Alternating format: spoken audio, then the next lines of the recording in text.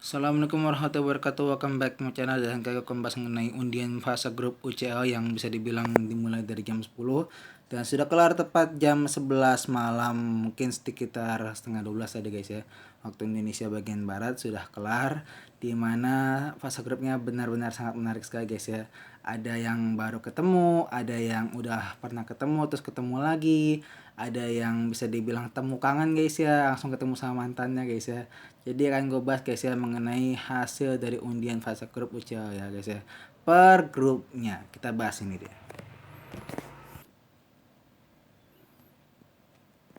Yang pertama dari grup A dulu guys ya.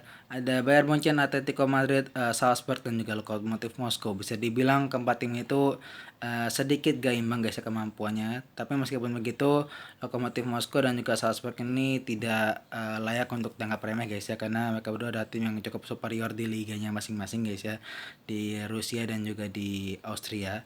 Dan bisa dibilang Salzburg ini memiliki tim yang bisa dibilang sangat muda dan cukup berbahaya guys ya, dimana kita tahu mereka sangat mengalahkan Liverpool ketika mereka satu grup guys ya, dimana mereka hampir mengalahkan Liverpool. Untungnya di situ Liverpool menang guys ya.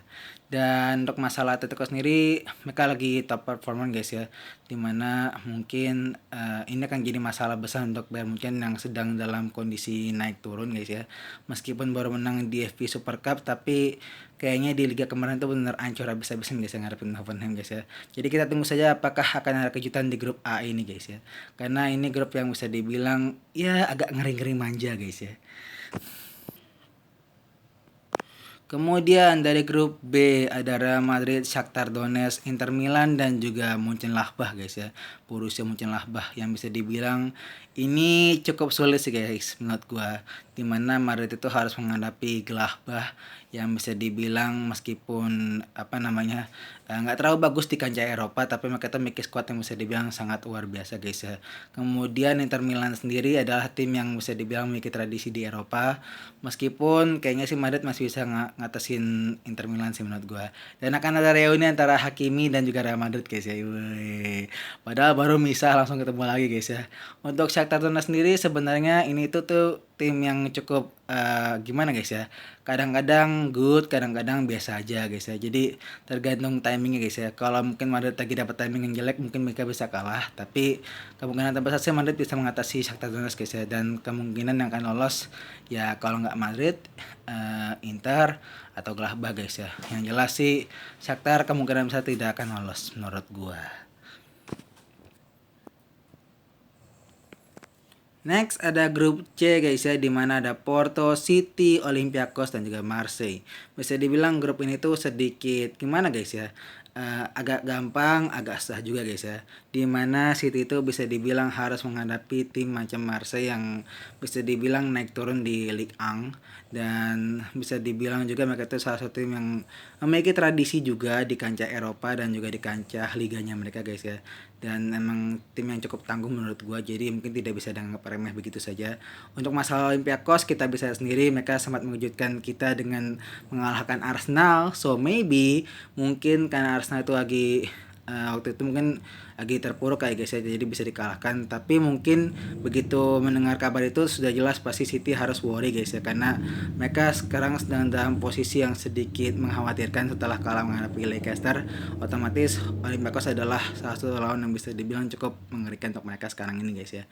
Kemudian dari Porto, bisa dibilang Porto ini punya tradisi kuat di Eropa, cuma jarang juara aja, dan bisa dibilang jarang juga lolos sampai jauh guys ya.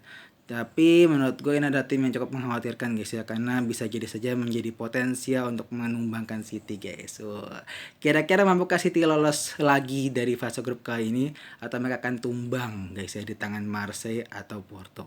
Wow. Next grup D ada Liverpool, Ajax, kemudian Atalanta dan juga Midtjylland guys ya. Bisa dibilang 4 tim itu gimana guys ya, untuk Liverpool menghadapi Atalanta itu adalah something special for me, because I really waiting that di musim kemarin gue nungguin banget itu terjadi, dan terjadi di musim ini guys ya. Dimana akhirnya kita bisa melihat Atalanta yang super power kekuatannya guys ya di lini depan menghadapi tim yang juga sama super power juga kemampuannya di lini depan itu adalah Liverpool guys ya. Mantap banget ini. That's why I really waiting for guys ya, karena sama-sama punya kemampuan di lini depan dan sama-sama powerful guys ya. Kemudian untuk masalah Ajax sendiri, meskipun sedikit agak labil di kancah Eropa, tapi I think Ajax bisa memberikan perlawanan yang cukup sengit guys ya. Setidaknya mereka mungkin akan ada di posisi ketiga klasemen sementara guys ya. Sorry maaf, posisi ketiga klasemen menurut gua guys ya. Kemudian untuk masalah Midtjylland, ini agak-agak bingung nih gue guys ya, untuk meremehkannya agak susah juga, untuk membuat dia serius juga agak susah juga guys ya. Pokoknya intinya hati-hati aja guys ya, Ipul ya guys ya. Dan I think Liverpool akan lolos untuk grup K ini, asalkan mereka tidak menganggap remeh Ajax dan juga Atalanta. Mereka pasti lolos dengan mudah guys, tenang aja ya fans Ipul, oke. Yes, now in group A guys ya, in group E, sorry maaf ya. Itu adalah Sevilla, Chelsea, kemudian Krasnodar dan juga tim dari sorry maaf, I'm forget it.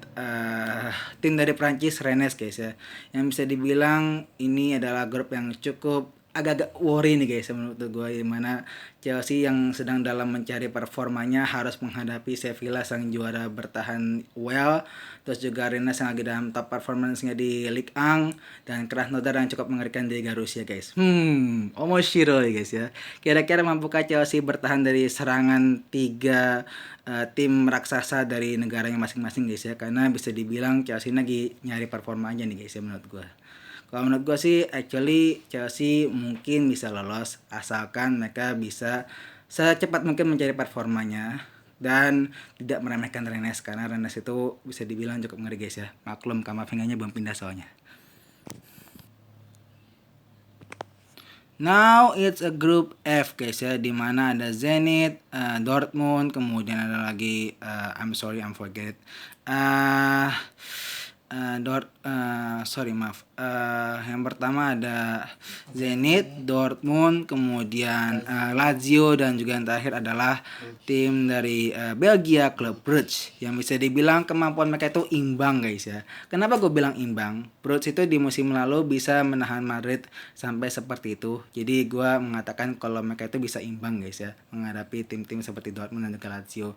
Kemudian untuk Lazio sendiri, mereka kayak lagi mencari mencari top perform lagi guys ya, setelah dibantai abis-abisan sama Atalanta. Kayaknya lagi sedikit down nih guys ya. Kalau mereka tetap down terus, kemungkinan besar mereka tidak akan lolos dan malah bisa finish di posisi keempat guys ya. Kemudian dari Dortmundnya, bisa dibilang Dortmund itu juga sama, kurang lebih sama kayak Lazio.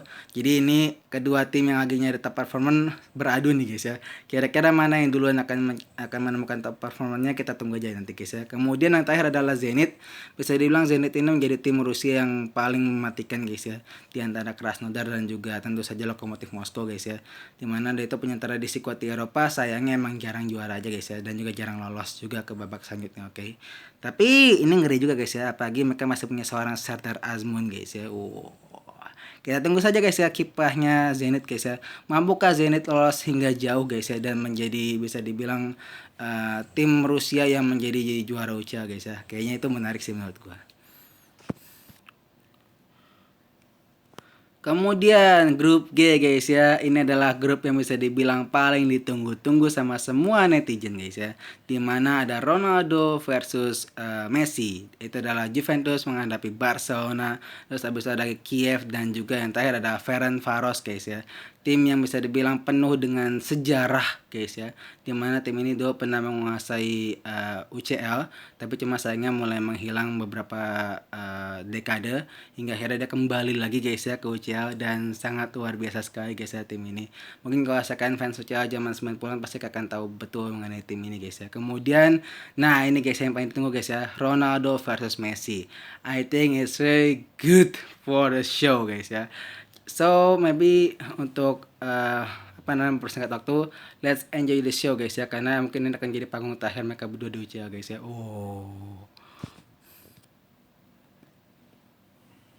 Dan yang terakhir, grup H guys ya.